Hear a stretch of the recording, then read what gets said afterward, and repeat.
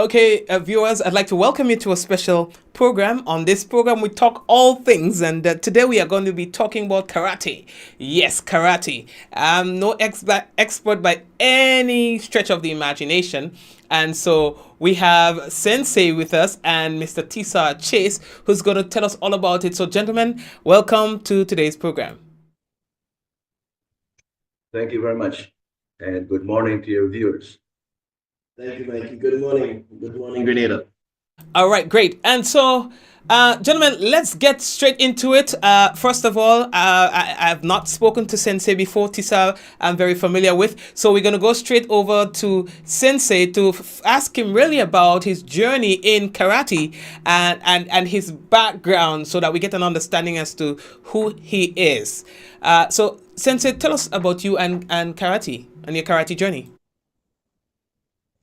Yes, I'm Guyanese by birth, and actually, I'm a descendant of slaves in Guyana.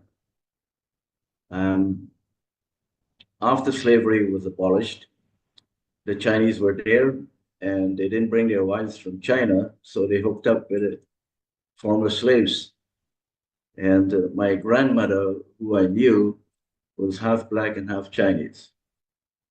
And her father was also the same thing, a Chinese. So it seems like they like the Chinese men.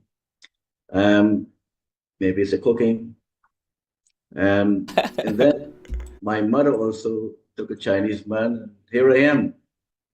My grandfather came from China, and my name, the name he gave us, is unique because he left us with Woon-A-Tai. But the East Asians usually present their family name first, which was Woon, Woon, and then his first name was Atai. So it would read Woon, Atai.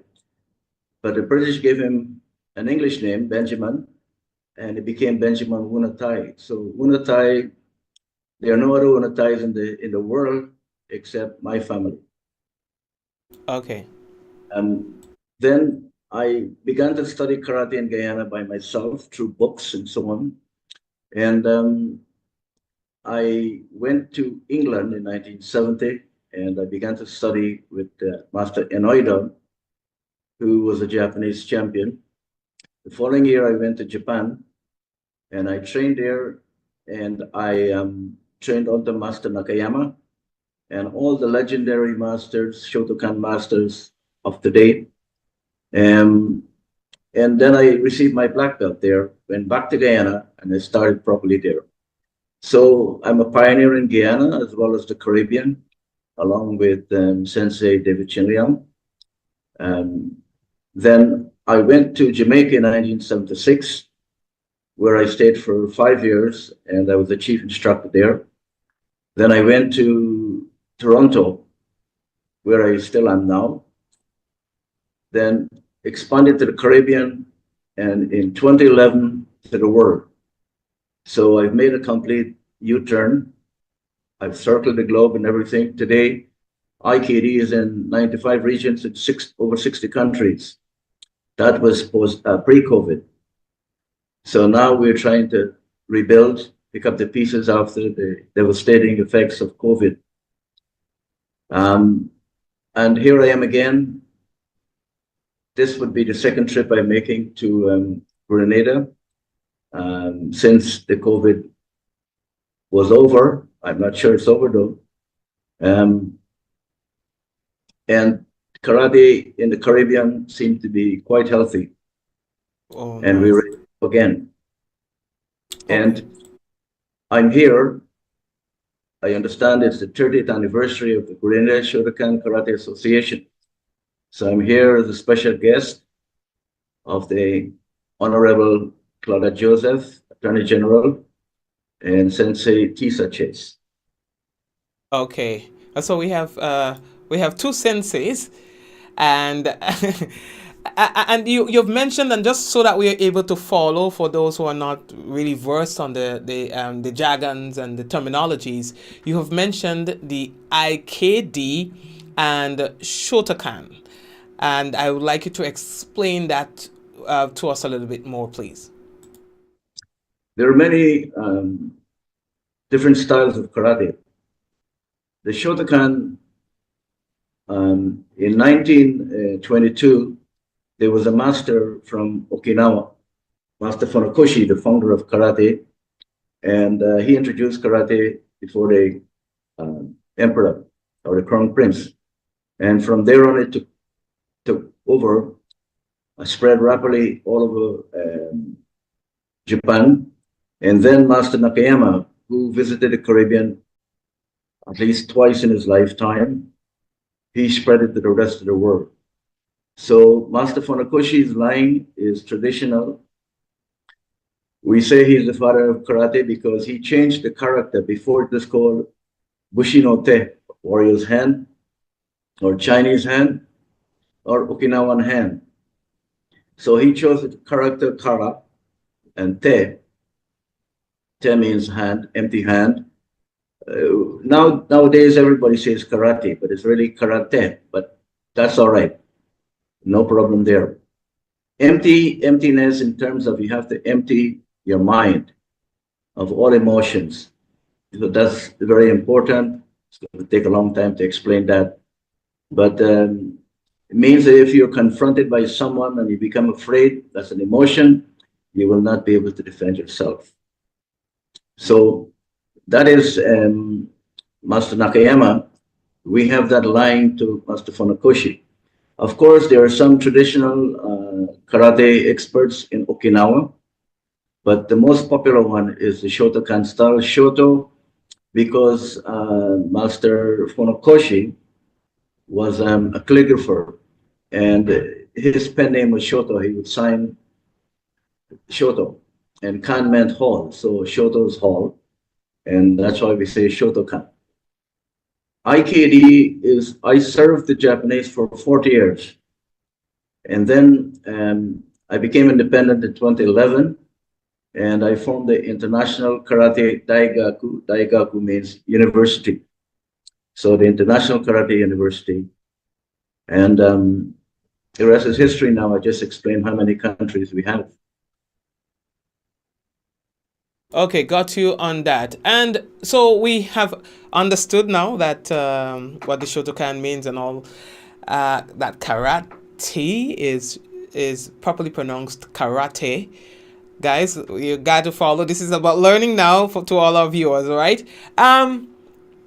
So let's talk about who can become involved. Is there any sort of pre-initiation process an initiation process that one has to go through? Before I became a Catholic, I had to be confirmed as a Catholic.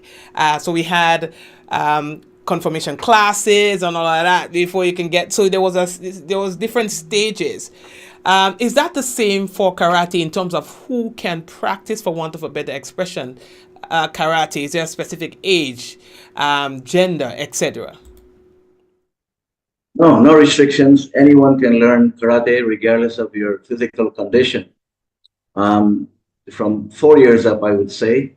Once a child can separate from the parents, they can learn karate. And we have a lot of those 4-year-olds in Guyana. And we also have many elderly people. My assistant in Toronto is 80 years old. And the chief instructor in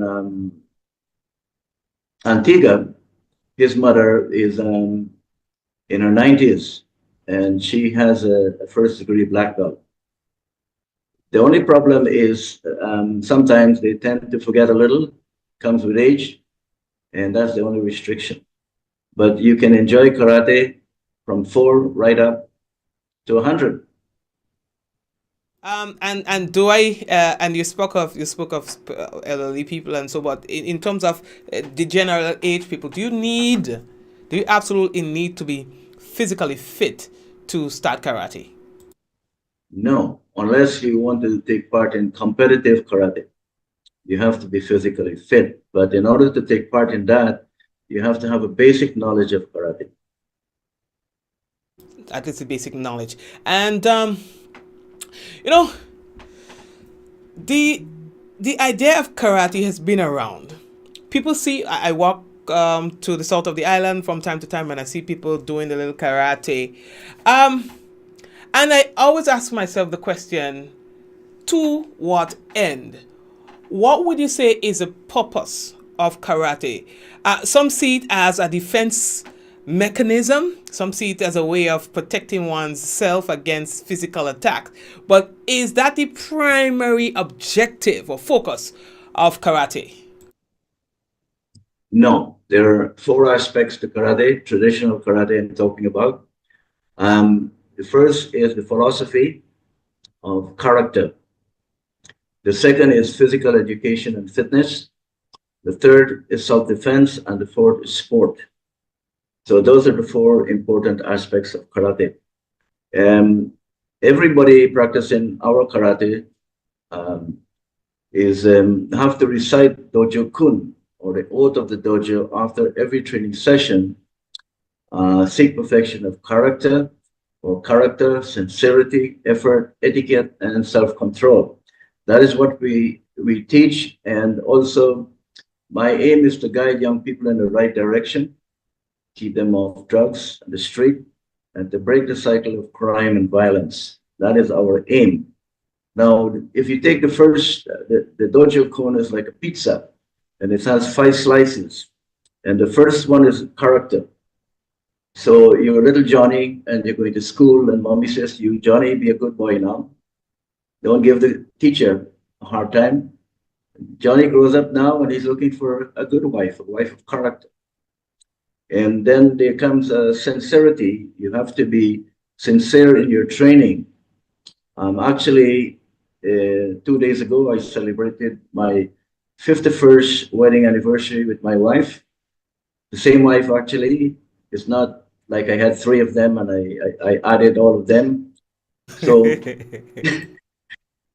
sincerity is important. Then to endeavor to work hard.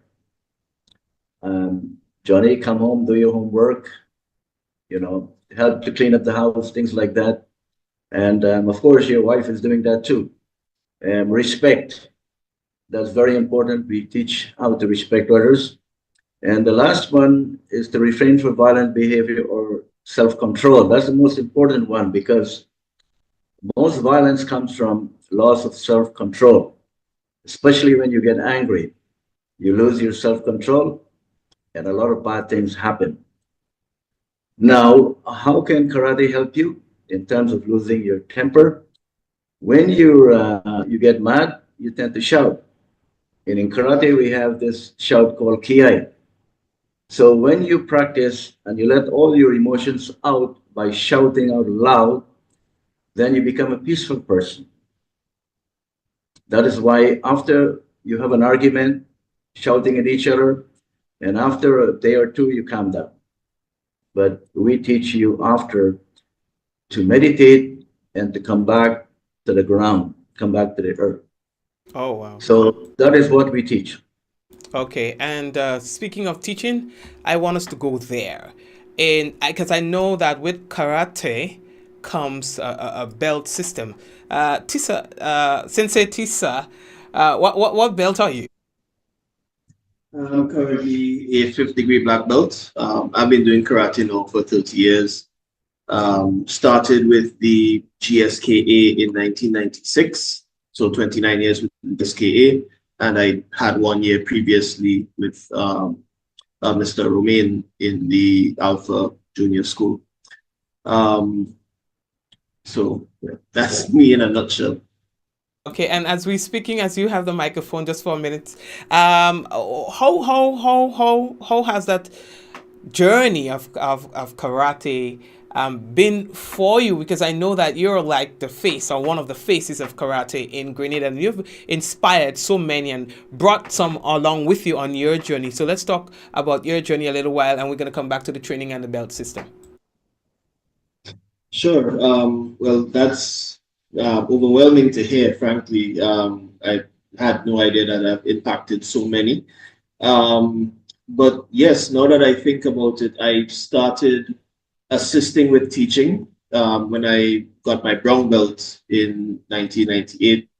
I got my first black belt in 99, and I was assisting at the time Sensei Claudette Joseph and Sensei Chanel Bain, who founded the GSKA, which was basically the second international karate group in Grenada.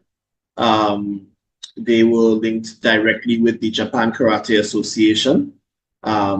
Thereafter, with the ISKF, and thereafter with the IKD. Master Woon-A-Tai, of course, having always been our senior instructor, we followed him whenever he made a move from one organization to another. And when he went independent, we felt that it was not a debate whether or not we should join him on his endeavor and support him being one of us. My personal journey was a very tumultuous one, I would say, because having started karate so young, I did not fully understand a lot of things. You think you know things when you're young, and what you're in it for changes as you mature. So I've gone from being highly competitive, representing Grenada as far as the Central American and Caribbean Games, to now trying to raise the next generation of karate athletes. And now my focus has shifted from, trying to obtain medals and being at peak physical fitness to now being a mentor, being a role model, and all that entails. So it has been very humbling, and seeing myself in other youth and being like, I really didn't have it all. Like at that age, you think you know everything and Right. you know what you're about, and you see it in somebody else, and you're like, I really didn't know anything back then. Right, right, right. It's been crazy. All right. Well, at least how that journey has been for you. And so you talked about your belt, and that's why I want us to go now in terms of the belt system and how does that work? So, well, Master Woon-A-Tai will chime in when he's ready. We currently have two separations of belts. I like to personally interpret it as the current educational system. So you have the Q ranks, which are like your everything before tertiary education. You have your beginners, which are whites with yellow stripe, yellow and orange, which is like your preschool. Then you have your middle level, which is your green, blue, and purple, which is like your primary school. And then you have what we consider advanced Q, which is the three stages of brown belt, which I like to compare to secondary school. When you get your black belt, this is like your first level of tertiary education, your CAPE or your associate's degree. And you move forward through to get your bachelor's eventually around, I would say, third degree black belt. And maybe your master's somewhere around sixth degree black belt. And then after you seventh degree black belt and up, I would consider like a PhD of sorts. Those would be the highest level. And then you have those who have international schools, would be ninth degree and 10th degree, such as Master Woon-A-Tai, who is a 10th degree black belt, having such a large international organization. Okay. And black belt seems to be the thing. How long? And I know that people will come to you with that question. How long does it take for one to earn a black belt? No, about 2 years, or longer, maybe three. Well, it used to be three, but with today's teaching, it's more scientific. So many students do it in two, especially the young ones who skip ranks. It all depends on the power, speed, and the sharpness. And so those are the different ranks in karate, and Sensei Tisha explained it well. Okay, great. Good to know that. Now, I've heard the term floating around, is it kata and kumite? Can you explain that for us a little bit? Well, it starts at basics, and we call that kihon. And you can say kihon is like the earth. And then there's kata. Kihon becomes kata. And that's a fight against multiple imaginary opponents. And that's like the moon. And then kumite, some people say kumite, but real meaning is kumite, like hand. That's the sun. So I've also developed since 1999 the bunkai. The Japanese don't teach the bunkai, which is the analysis of the movements in the kata. I mentioned that it's a fight against multiple imaginary opponents. The only difference is we put the opponents, we made a kata become alive with real opponents. And then from there, bunkai, it's like three-step sparring, like your basic sparring. And then from that comes Oyo, O-Y-O. This is something totally new, using the techniques of over 26 kata to defend against multiple attackers. Randomly, you could be doing any technique. Nowadays, people only know how to block and punch, or block and kick, that's it. But there's so many more, a large variety of techniques you could use to defend yourself. So kihon, kata, kumite, and free sparring. Kumite is sparring, and then bunkai, and then oyo. These are the other steps. And why I'm saying that, I said earth, moon, sun. That's what we concentrate on. But there are other planets within our solar system, like Mars and Venus and so on. So that would be like bunkai, and it would be like oyo. Okay, all right, got you. Um, Here's what, right? There are so many aspects to karate itself, and I've heard so many just from this brief interview. One of the questions I might ask before even getting my 4-year-old, 5-year-old involved, or even my wife, who might be a little delicate, is karate safe? Yes, very much safe. In the old days, they would make contact, and a lot of people, they would kick you in the groin, and some men in Japan only have one side, and they walk like one-sided, you know. They lost one of their sons, and their teeth all knocked out and concussion and everything. So we know better today. It's like we have to stop the blow just short of contact here. If you hit, you can kill your opponent with one single blow. It's like you have a very nice car and you go into the mall and you park, and somebody next to your car open the door and they dent your door. You get very annoyed, and it's very costly. You have to go repair it now. So it is better if you don't hit anyone. Of course, sometimes accidents do happen, but we have very strict rules in that regard. So it is safe, and it's not like training in the old days. It's much safer now today. All right. As a result of the COVID, um, no, not COVID. What was that before COVID? Before COVID, what's the big one there? The blood one. You're talking about what things like from the mosquitoes, chikungunya, No, and no, Zika no. and stuff. Anyway, I don't remember. But when we started to spar with the bare knuckles, and sometimes you hit someone, HIV, that's it, HIV. And sometimes Oh, you accidentally hit someone and the teeth would cut your knuckle. And there was one instance there, an American guy who came to the Pan American Championship in Guyana. He almost lost his whole arm. He had to be rushed back to the United States for treatment. So another thing the Japanese would do is to hit the makiwara, which is a striking pad. But you would skin the knuckles, and the Makiwara had blood. It was soiled with blood. Today, you don't want to go hit that same Makiwara. So we have to have a cover for that. And also, we started using gloves to protect ourselves against that HIV.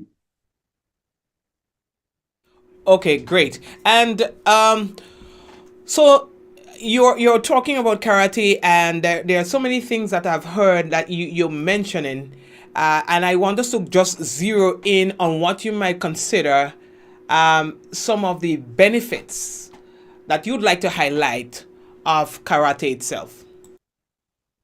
Well, there are many benefits, as I explained to you in the Dojo Kun. I've written a book called Shuhari, My Life in Japanese Karate. Shuhari is a concept in all martial arts in Japan, but not many people understand the meaning. Shu is when you're an infant or a young child, you depend on your parents for everything. Some come to the dojo, they don't want to let go of mommy's hand. It's best the mommy or daddy drop the child and go outside and then come back. Then you listen to everything your parents say. Then it comes a stage of ha, which is you break the chains of tradition. Now you're a teenager, and suddenly you know more than your parents. You know everything. And then re is the transcendence to what you are, a young adult, and so on.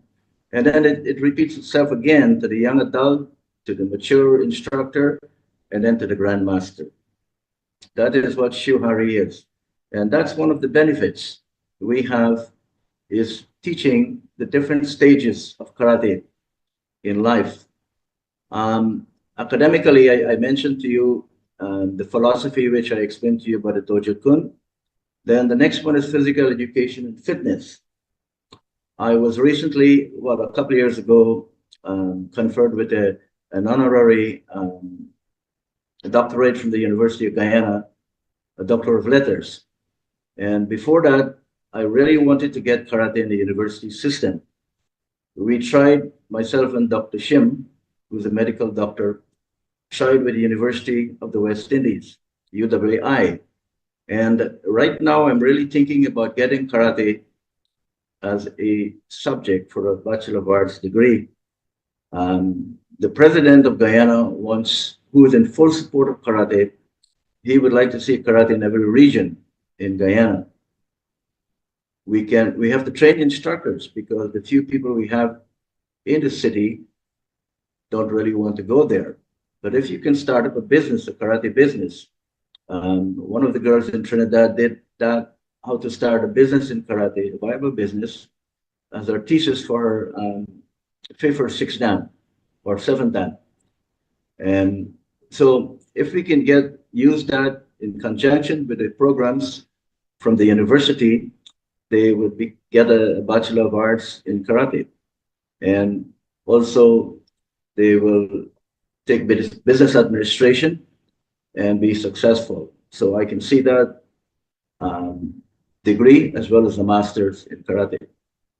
I'd just Okay. like to add to that, Mikey, that for those who are not aware, we currently have karate as part of our CSEC syllabus that you can do as a discipline under the physical education criteria.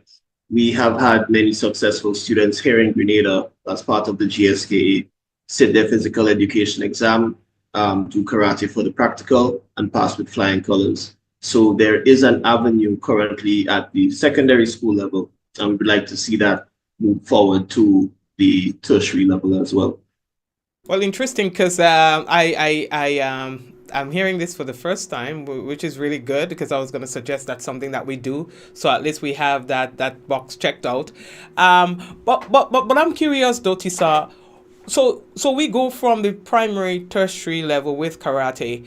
What happens after that? Because how does that tie into translate into a profession or a sustainable means of gaining some sort of gainful employment? What are you seeing? How do you see karate as impacting someone's socioeconomic life once they would have gone through that period of secondary and tertiary?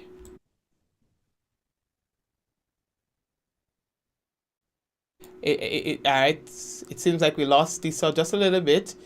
They are trying to see if they can get the internet back up. Okay, so here we are. Yeah. Okay, we have you. Okay, go ahead. Did you hear the question? Not the last part. I heard something about the education, and then I heard a part about socioeconomics. So just repeat this. So I was okay, no problem. So I was asking. So you're talking about getting karate. No, it's in on the CSEC level, but what happens if someone wants to go further, as you're suggesting for on the tertiary level? So we've done secondary school. On the tertiary level, we have done karate. How do you see karate assisting someone with gainful employment, or is that going to be the purpose, or is it just going to be a discipline and a practice that one follows once they would have completed their tertiary education when that happens? Well, one of the things that Master Woon-A-Tai and other international associations are trying to do now is to create viable employment through karate. There are many aspects because as a karateka, you can become a coach in terms of competition karate. You have coaches that are paid 2,000 US dollars per day for instruction.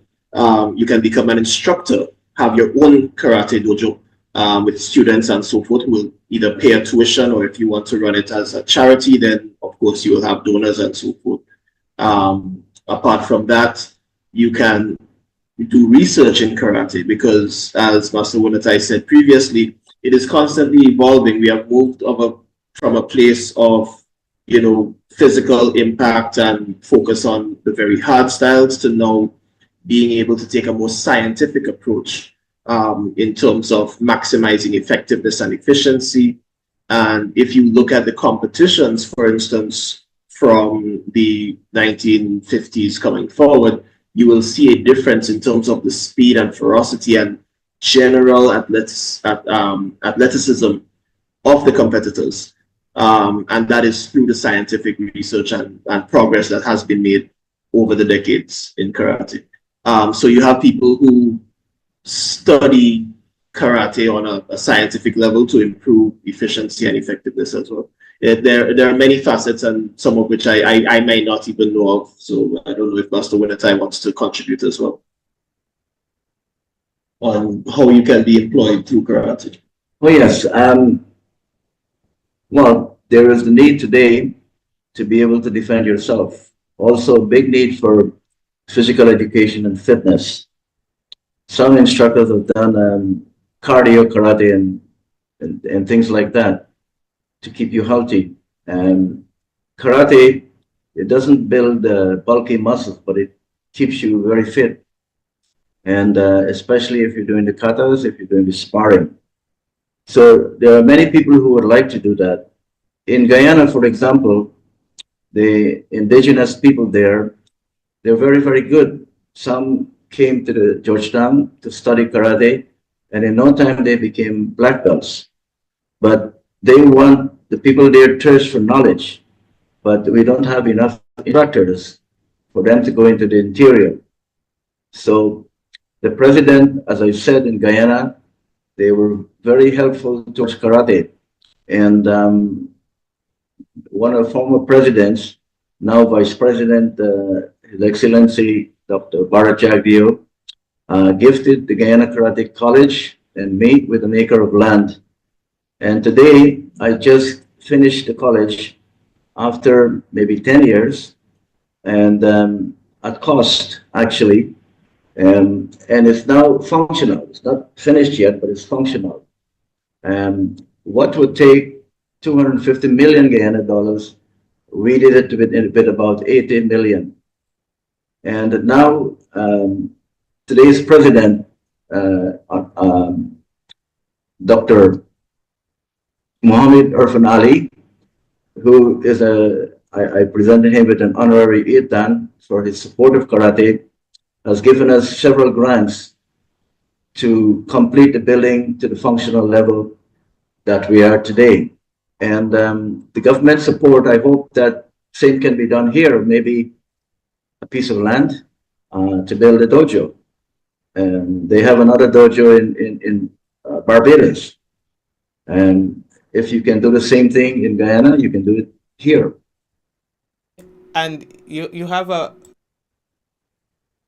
okay. Go ahead. You were saying something. Go ahead. Sorry, I cut you. Or you completed? No, I was making an appeal to the government to help the karate here in Right. Grenada. Yes. What I'll say to that is, because I do think earlier on you said if it's not you that Tisagh, I was saying that Honorable Claudette Joseph is involved with the karate with you guys. So I think you have a foot in the door already with that.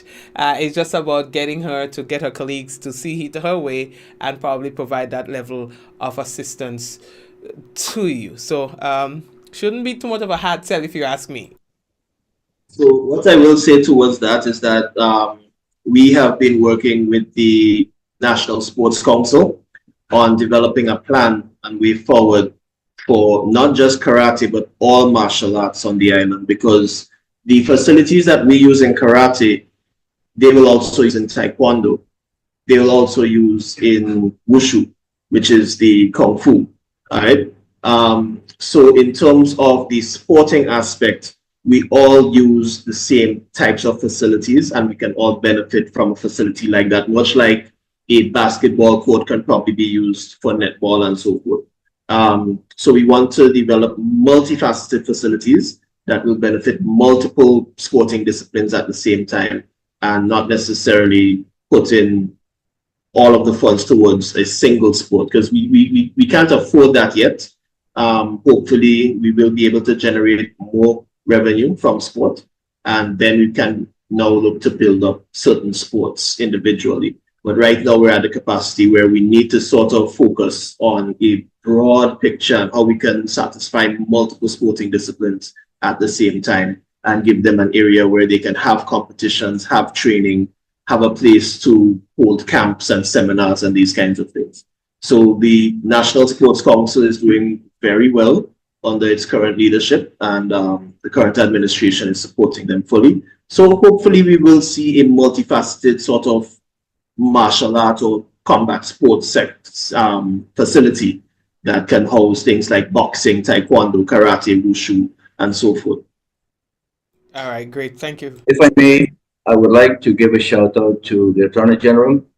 The Honorable Claudia Joseph, is actually a pioneer and the founder of karate in Grenada. And most recently, I had an opportunity to use her office in terms of the immigration. They asked me which hotel I was staying at, and I forgot. And he was kind of insisting, the officer. I said I would have to go outside and ask which hotel I'm staying at. So I said I'm a guest of the Honorable Claudette Joseph, Attorney General, and the subject was dropped, and I received a nice welcome. So thank you, Attorney General. Oh, that's a classic, right? It's like, you know what? Okay, say no more, say no more.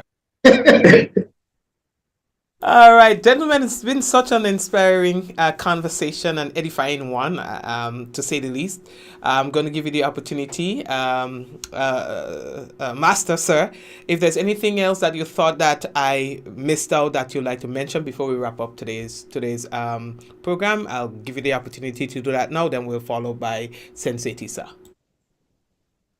Yes. Actually, this is the most comprehensive and in-depth interview I've ever done.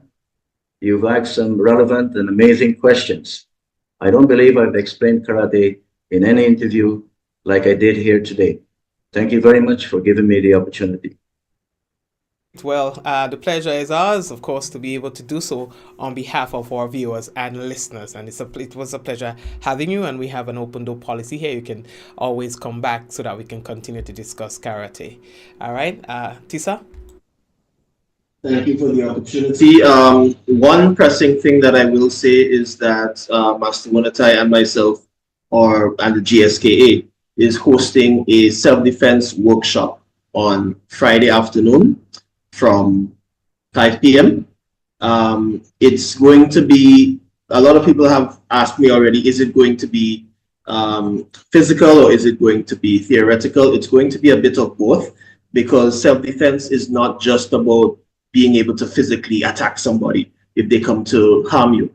You have many things to consider, as I learned previously in life. So we will cover things such as the appropriate use of force, situational awareness, and these sorts of things, which are an integral part of self-defense. Because if you know how to defend yourself, you know karate, you are treated differently than someone who is unskilled, because basically we train you to actually be weapons.